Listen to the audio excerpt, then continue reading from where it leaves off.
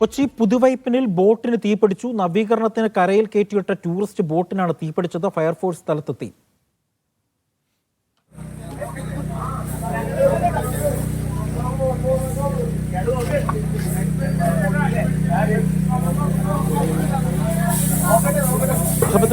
വിവരങ്ങൾ നൽകാനായി മുസ്തഫ, ഈ തീ പൂർണ്ണമായും അണയ്ക്കാൻ കഴിഞ്ഞോ? ഇതെപ്പോഴാണ് സംഭവം?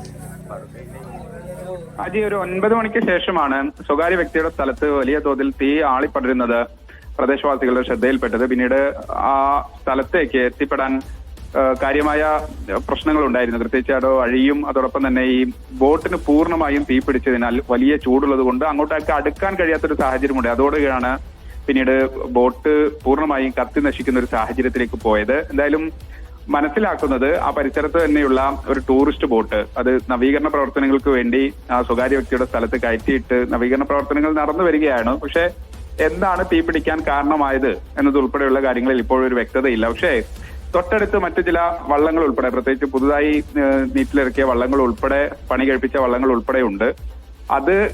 അതിലേക്ക് കൂടി തീ പടരാതിരിക്കാനുള്ള ഒരു ശ്രമമാണ് ഇപ്പോൾ പുരോഗമിക്കുന്നത്. ഫയർഫോഴ്സ്, മാലിപ്പുറം ഫയർഫോഴ്സ് ഉൾപ്പെടെ സംഭവ സ്ഥലത്തെത്തി. ആ പ്രദേശത്തേക്ക് എത്തിപ്പെടാൻ ചില പ്രതിസന്ധികൾ ഉണ്ടായിരുന്നു. അതെല്ലാം തരണം ചെയ്ത് ഫയർഫോഴ്സ് സംഭവ സ്ഥലത്തെത്തി വെള്ളം ഒഴിച്ച് തീ കെടുത്താനുള്ള ശ്രമം തുടർന്നുകൊണ്ടിരിക്കുകയാണ്. എന്തായാലും തീപിടുത്തത്തിന്റെ കാരണം വ്യക്തമല്ല.